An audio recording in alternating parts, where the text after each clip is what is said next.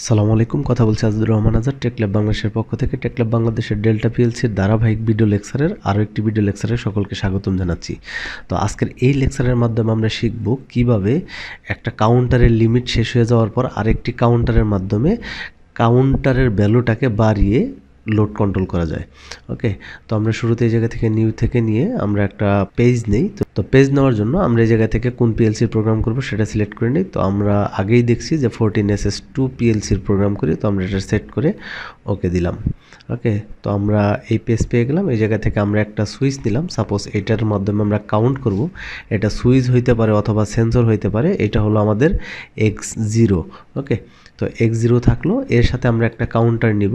তো কাউন্টার আমরা কিভাবে নেই? CNT স্পেস দিয়ে হচ্ছে C0 স্পেস দিয়ে হচ্ছে, সাপোজ আমরা এটার মাধ্যমে কাউন্ট করব হচ্ছে 5, অর্থাৎ আমরা ধরে নিলাম এটার লিমিট 5।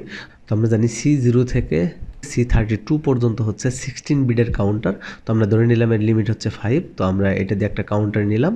ওকে, তো এই কাউন্টার নেওয়ার পর এই কাউন্টারের ভ্যালু যখন 5 কাউন্ট হয়ে যাবে, তো আমরা জানি যে এটার লিমিটটা আমরা ধরে নিচ্ছি যে 5 পর্যন্ত। 5 হয়ে গেলে এটা দিয়ে আর কাউন্ট করা সম্ভব না। এখন আমি চাচ্ছি এই কাউন্টারের পর অন্য একটা কাউন্টারকে এর সাথে অ্যাড করে এই সুইচের মাধ্যমে কাউন্টারের ভ্যালুটাকে বাড়িয়ে নিতে। ওকে, তো আমরা কি করব, এই কাউন্টার যখন লিমিট হয়ে যাবে তাহলে এইটা কি C0 দিয়ে আমরা আরেকটা কাউন্টারকে সেন্স দিব। ওকে, তো আমরা এই জায়গায় একটা C0 নেই। তো C0-র এই ওপেন কন্ট্যাক্ট এটা পাস হয়ে গেলে এটা একটা পালস দিয়ে আরেকটা কাউন্টারকে অন করাবে, অর্থাৎ এই জায়গায় আমরা দিলাম হচ্ছে CNT C1। ওকে, এইটা দিয়ে আমরা দিলাম হচ্ছে K10। ওকে, তো আমাদের টোটাল 15।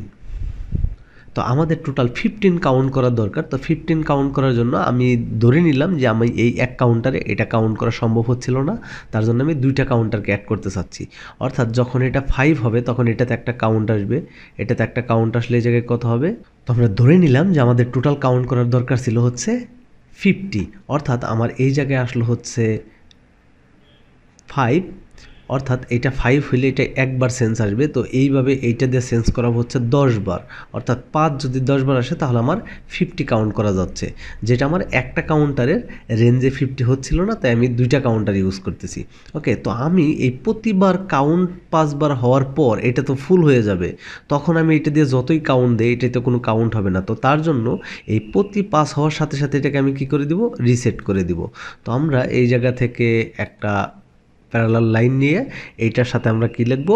RST, অর্থাৎ রিসেট। কাকে রিসেট করব? C0-কে। তাহলে আমরা এই জায়গায় দিয়ে দিলাম হচ্ছে C0। ওকে, তো RST দিয়ে আমরা C0 যখন দিলাম, অর্থাৎ এটা যখন পাস হয়ে যাবে সাথে সাথে এটা ক্লোজ হয়ে এই জায়গায় একটা পালস দিবে এবং নিজে রিসেট হয়ে যাবে। তো আমরা এটাতে আবার পুশ করতে থাকবো, এইভাবে কী হতে থাকবে? কাউন্ট করতেই থাকবে। তো এইভাবে আমরা কত কাউন্ট করাতে পারবো? এইভাবে আমরা কাউন্ট করাইতে পারবো হচ্ছে 50 পর্যন্ত। ওকে, তো আমাদের যদি কখনো দরকার হয় যে আমার এইগুলোকে রিসেট করা দরকার, তখন আমি কি করব? অলরেডি আমি C0-কে তো এটার মাধ্যমে রিসেট করতে পারতেছি। তো আমরা এই জায়গায় নিব হচ্ছে রিসেটের জন্য নিব আরেকটা সুইচ, অর্থাৎ LDX1। এইটা দিয়ে আমরা রিসেট করব কাকে? C1-কে, অর্থাৎ RST C1। ওকে, তাহলে আমার প্রোগ্রাম শেষ হয়ে গেল। এইটাতে আমরা কি করলাম? ইন্ড করে দিলাম। প্রোগ্রাম শেষ। আমরা সিমুলেশন করে দেখি।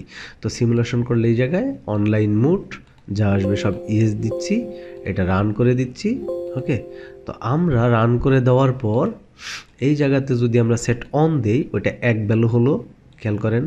এটা 2 দিলে 2 হবে, আবার এটা 3 দিলে 3। এইভাবে আমরা যখনই পাস করব সাথে সাথে কী হয়ে গেল? এই জায়গায় 1 চলে আসছে, আবার কী হয়ে গেছে? রিসেট হয়ে গেছে। এই জায়গার 1 মানে এই C0-র ভ্যালুতে কয়বার চাপ লাগছে? 6 বার, অর্থাৎ পাস হয়ে একটা সেন্স আসছে এবং সাথে সাথে কী হয়ে যাবে?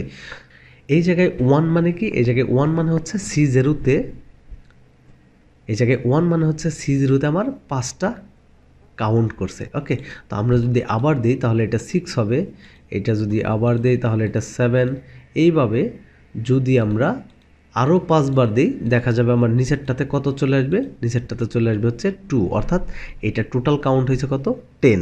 তো এইভাবে কাউন্টার একটার সাথে আরেকটাকে অ্যাড করে আমরা কাউন্টারের রেঞ্জটাকে বৃদ্ধি করতে পারি।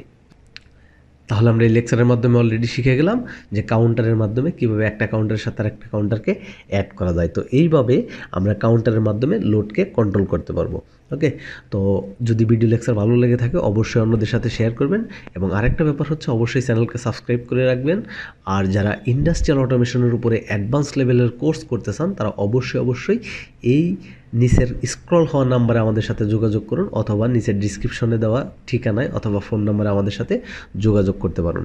তো ধন্যবাদ সবাইকে, ভিডিওগুলো দেখতে থাকুন, অন্যদের সাথে শেয়ার করুন। আল্লাহ হাফেজ।